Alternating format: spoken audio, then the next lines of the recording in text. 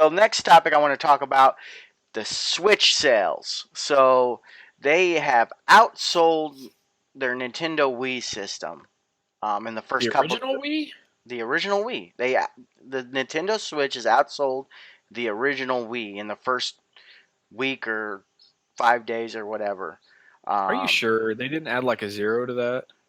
no, no. But you know what the big problem is? Is in Nintendo. Nintendo holds back their stock so much that I think the Wii was so scarce that if given the availability, we would have sold a lot more at launch. You know how many that Yeah, as there's a lot of people waiting in line. There's people camping outside of GameStop and Best Buy. Um, it's yeah. it's crazy. I didn't, you don't expect that on like when it's not a Black Friday. Well, I mean, a big release like this, um, you expect. I remember I was at my local GameStop when the PS4 released, and the line was outside the building, around the corner. I went to the same release or the same GameStop for this release, and we were all able to stay inside the building. So what that told me initially was, well, it's not going to be that big of a deal. In fact, when I got my Wii U, I also got it at a midnight release, and there was just two of us in line, so it was a little better than the Wii U. But my point is, I think Nintendo really tries to hold back stock on their items to cause that supply and demand. I mean, look at the Nintendo Classic that got released, right? It's supposed to be a pretty cool little console, has 30 built-in games, and Nintendo says, "Well, we don't have enough to supply the demand," and it just rises prices up on eBay. It's sold out. The demand's there. People are dying to get it, and then they'll release a few more. It's like their Right. way to toy with us, and Yeah, I agree. you know, I mean, I think that there's always a balance. They don't want to make too many or release too many because whatever numbers they use for projections, no one can really tell the future, right? So I think it's a delicate balance. If you expect to sell a million units, you might make 900,000, right? Because you don't want to go broke creating all these units, before they come out.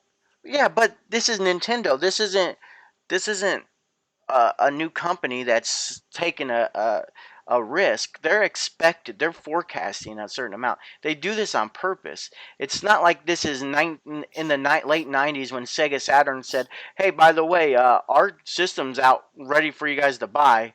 You know what I mean? And they just had a bunch of consoles out. There wasn't the internet to advertise or anything like that. We've come a long way with social media and the internet to let people know, to build up some sort of hype on a system. The fact that a Nintendo, a very very wealthy company, doesn't make enough systems to supply their consumers is just a game. They're toying with I us. I don't disagree, but at the same time, I do. I mean, the hype around something, you figure like, let's say for example, Hmm. somebody really wants a sequel to a movie. Um, oh man, I really want the sequel to the movie, and a bunch of fans clamor for it, and then a studio pours millions of dollars into this movie, and then nobody goes to see it. I mean, it becomes like a squeaky wheel gets the grease type of thing. A bunch of people are clamoring for it, saying it's going to be a great thing, and then it comes out and nobody buys it. Right.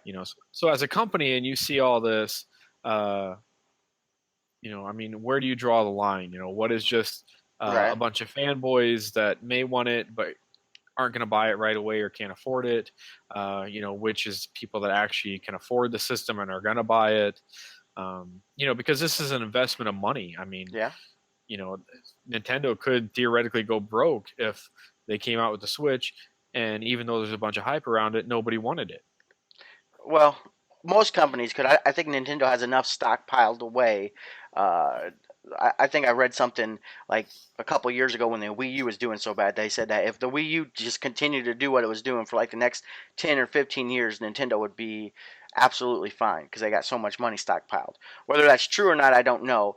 But my point is that now you have these false illusion, like, or this illusion that the Switch is doing so much better than the Wii in the first couple days, but that could be a very big lie because overall, because if you only had five to sell on, let's say 500,000 to sell on the first 2 days for the Wii, but you could have sold 1.5 million, and in the Switch they we'll make a million of them, and they sell all million of, then it's, well, this is outselling, this is going to outpace the Nintendo Wii. So you're giving this false narrative um, to consumers that just create. I mean, maybe they're just brilliant and they're coming up with these ideas.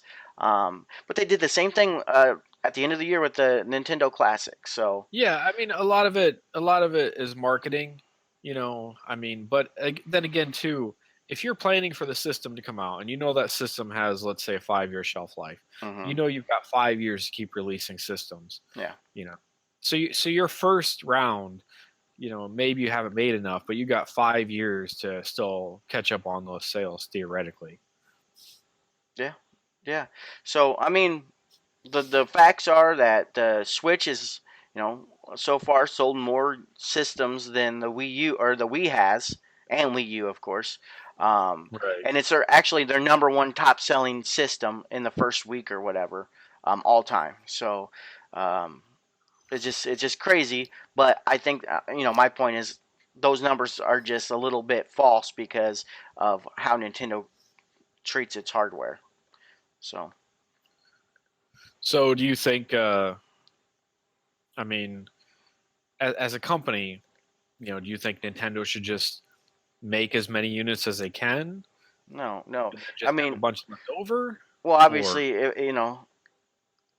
I don't work at Nintendo. But if let's say if I had an important job at Nintendo, obviously I'd look at the pre-orders, which aren't guaranteed. I get it. I understand. I'd look, Amazon, GameStop, my big markets, Walmart's, Targets that are all doing these pre-orders, and well, obviously there's those people that get the word after those pre-orders. So I think my local GameStop only allowed 20 or 25 pre-orders, which that's not a lot at all, really, for a in a town our size and in a GameStop.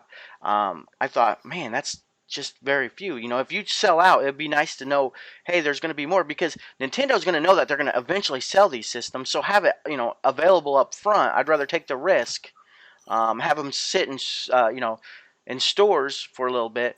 But I guess you gotta look at it the other way. If you make a big surplus of them and they're just sitting out on shelves, they're going to look like, wow, this system's not moving at all. So, I mean, like I said just a little bit ago, maybe they have a great plan and they know what they're doing. But it just, I think there needs to be a nice happy medium between not having enough that shoots up eBay prices like crazy, and I feel bad for the people that really want one and have to pay double price for them, to having just not too much, not too many out there. I don't want it to just be overflowing with a bunch of switches, but I just want the consumers to be met, not play this game with us.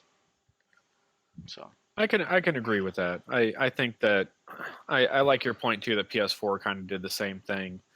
You know, they kind of just, I mean, especially didn't PS4 release right before Christmas too, like November or something? yeah, I'm thinking I it mean, did. you got to figure for a Christmas sale that they would, you know, want to maximize sales and you know whatever, but you know, their marketing has got to do a lot with it. I agree. Yeah, absolutely.